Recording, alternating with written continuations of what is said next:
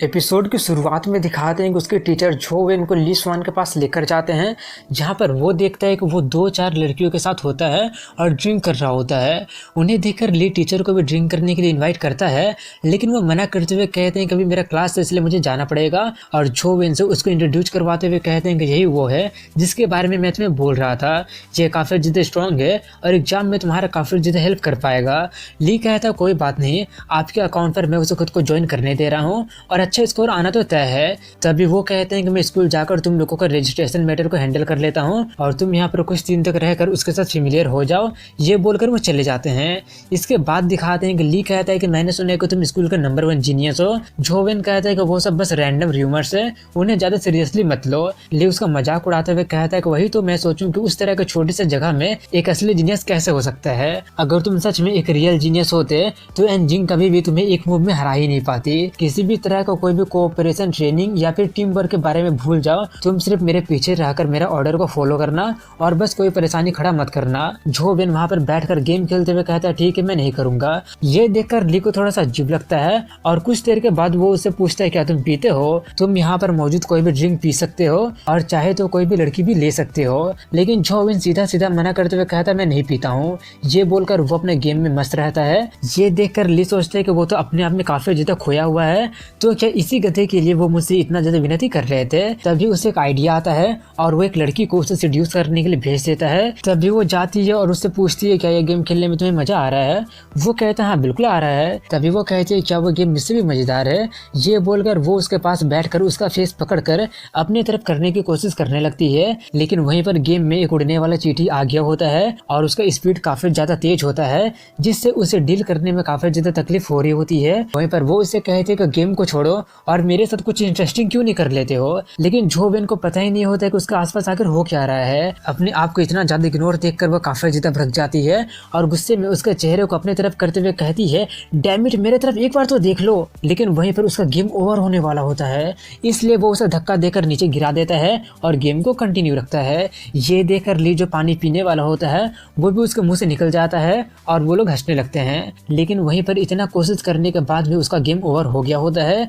ये देखकर ली सोच रहा होता है कि ये बंदा तो कुछ ज्यादा इंटरेस्टिंग निकला। इसके बाद रात का सीन दिखाया जाता है जहाँ पर ली एक लड़की के साथ सो रहा होता है। बाहर में जोवेन अभी भी फ्लाइंग एंट को हराने की काफी ज्यादा कोशिश कर रहा होता है, लेकिन वो चींटी उसे काफी बार मात दे दिया होता है। ये देखकर वो काफी ज्यादा निराश हो जाता है क्योंकि वो पूरी रात से उसे हराने की कोशिश कर रहा होता है, लेकिन अंत में उसे सिर्फ हार का ही सामना करना पड़ा था। वो फ्लाइंग एंट लेजेंडरी लेवल में नहीं पहुंचा होता है, लेकिन फिर भी उसे हराने में उसे काफी ज्यादा मुश्किल हो रही होती है।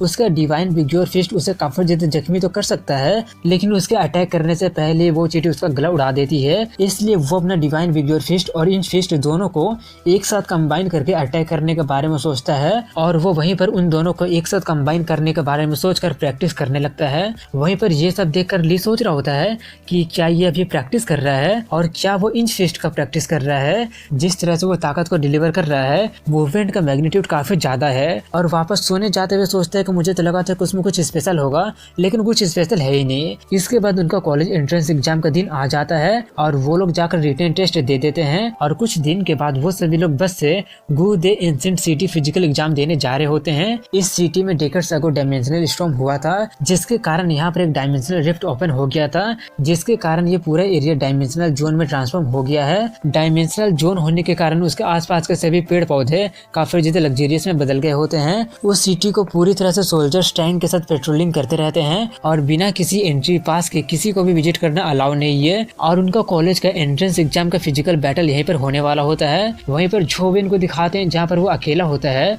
और अभी तक उसका कोई भी टीममेट नहीं आया होता है, इसलिए वो ली स्वान और बाकी के लोगों का इंतजार करने लगता है। लेकिन तभी वो देखते हैं कि जहाँ पर सिटी का नाम लिखा हुआ होता है उसके बगल में एक अजीब सा 4 उंगलियों वाला हाथ का निशान होता है। और जैसे वो उसे देखता है कि उसका मिस्टीरियस फोन वाइब्रेट करने लगता है, इसलिए वो उसे जल्दी से निकालता है। तो देखकर काफी ज्यादा शॉक्ड हो जाता है कि उसमें कैमरा ऐप ओपन हो गया होता है। और वो शॉक्ड इसलिए हो गया होता है क्योंकि उसमें कभी भी किसी भी तरह का कोई ऐप था ही नहीं और पहले कभी ऐसा वाइब्रेट किया ही नहीं होता है।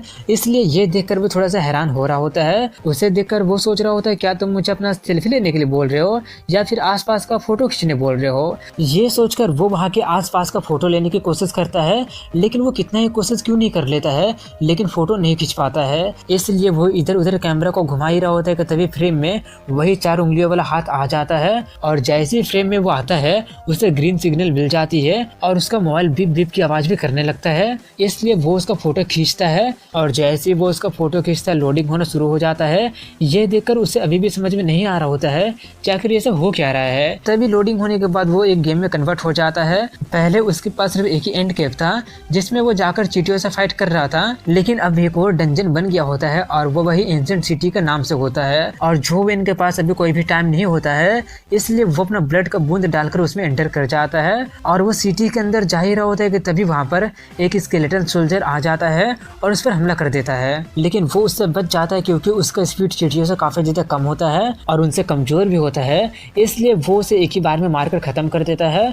और फर्स्ट किल में उसे एसेंस एनर्जी का स्किल क्रिस्टल मिल जाता है। उसे देखकर वो थोड़ा सा चौंक जाता है क्योंकि उसे उसकी उम्मीद बिल्कुल भी नहीं थी, इसलिए वो उसे लेकर ऑब्जर्व करता है तो वो बिल्कुल भी उस चींटी वाले के जैसा पेनफुल नहीं होता है और वो एक स्केलेटन पाम नाम का स्किल सीख लिया होता है जो कि लो रैंक का होता है। इसलिए वो उसे ट्राई करने के बारे में सोचता है और अपने कंपेनियन बेस्ट बिग्योर एंड को समन करता है और उस पर बैठकर जाकर स्केलेटन सोल्जर को धोने लगता है। वहीं पर वो काफी देर से ग्राइंडिंग कर रहा होता है और एसेंस एनर्जी स्किल क्रिस्टल के अलावा उसे और कुछ मिल ही नहीं रहा होता है। ये देखकर उसका दिमाग काफी ज्यादा खराब होने लगा होता है, लेकिन तभी वो देखते हैं कि वहाँ पर उनका बॉस आ जाता है और उसके कुछ सोचने से पहले वो काफी तेज स्पीड में आकर जोवेन का खेल खत्म कर देता है और उसका गेम ओवर हो जाता है। इसलिए वो सिटी गेट को देखने लगा होता है और तभी वहाँ पर एंडिंग आ जाती है और उसे कल्टीवेशन टेक्निक देकर कहते कि तुम्हारे फादर ये तुम्हें देने के लिए बोले थे।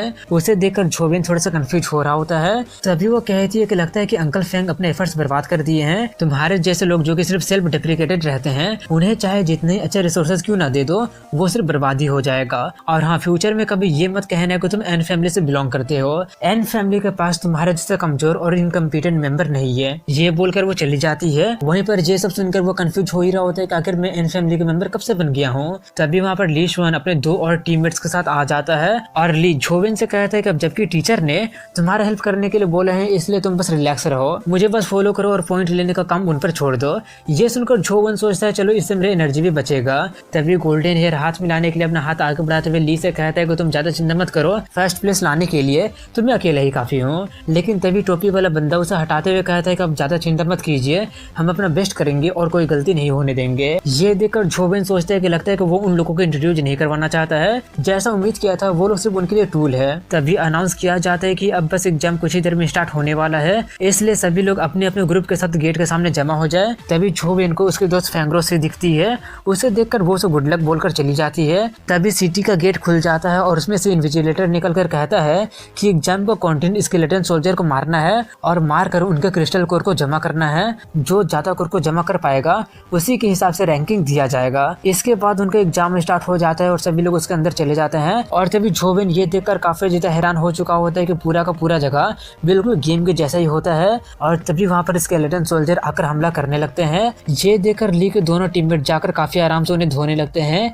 ये देखकर जोवेन सोचता है कि लगता है कि मुझे ज्यादा चिंता करने की जरूरत नहीं है। ये सोचकर वो अपने मिस्टीरियस मोबाइल निकालकर गेम ओपन करके ये प्रूव करने लगता है कि क्या ये गेम और असलियत एक दूसरे से रिलेटेड तो नहीं है ना। वहीं पर ये देखकर ली सोचता है क्या बात है, वो फिर से गेम खेलने लगा है, कहीं उसके पास कोई एक्स्ट्रा ऑर्डिनरी स्किल तो नहीं है ना।